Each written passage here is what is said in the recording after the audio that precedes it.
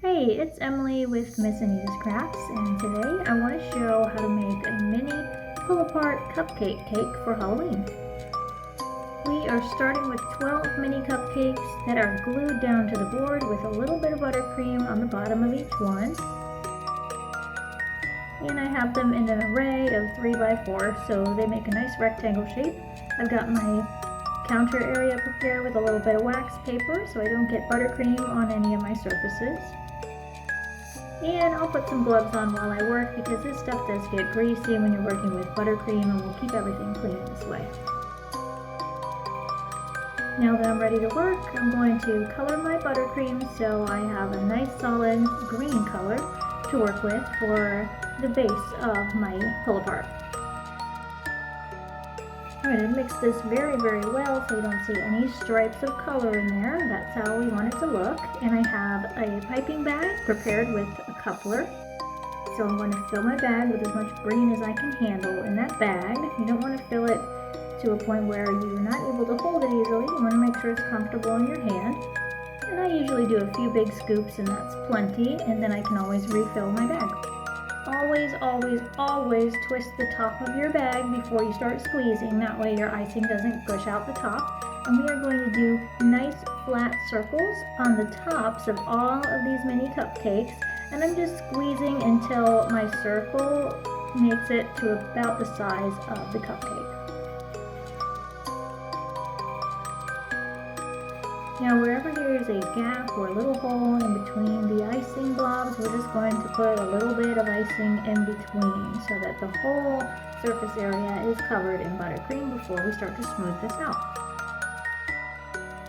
Because these are small cupcakes, I don't want to use a big spatula or scraper that's going to possibly move them around on the board, so I'm just using my small size beveled spatula, and I'm starting from the outer edge and I'm pulling inward with the buttercream to smooth it out.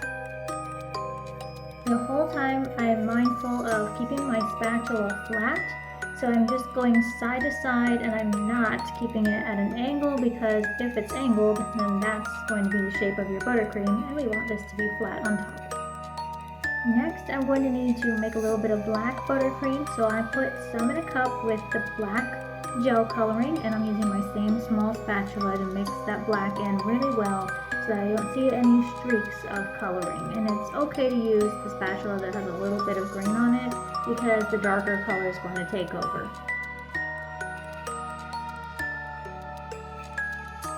I have a new piping bag that's already prepped with a coupler inside. I'm putting on a number 133 tip, that's the small grass tip, and I'm securing it on with the other piece of the coupler.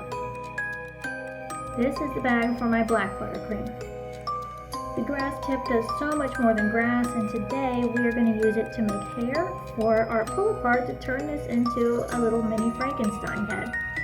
Doing the hair is super simple. I'm going to start at the top, and I am squeezing while I pull straight down, making sure I stop somewhere where I want the hair to be. So kind of creating some bangs, and I don't want to take over too much of the face because I still need some space to do that. This is the bag I'm going to use for the eyes of Frankenstein, and since it's the only thing that's going to be white on the whole cake, I didn't bother putting a coupler in. The coupler is only used for changing out the tip if we have to, and since we're not doing that, we didn't need to use one. Now let's bring back that black bag we used for the hair. I took the grass tip off, and now I'm replacing it with a number 8, which is what you'd use to do lines. In this case, we're going to do the center of our eyes and also a mouth.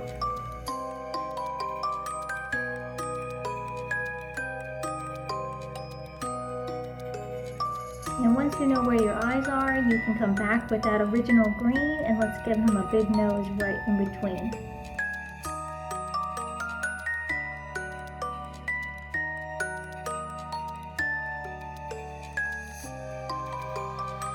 I'm bringing back my green bag for one final step. I put on a tip number 103, which is a rose tip, on the end of that bag, and I'm giving Frankie some eyelids so he looks a little bit sleepy, and I think that'll do it. I love this cake because of how simple and easy it was to do, and it only used 3 colors, so really easy cleanup because I don't have a lot of supplies and tips to watch now that I'm all done.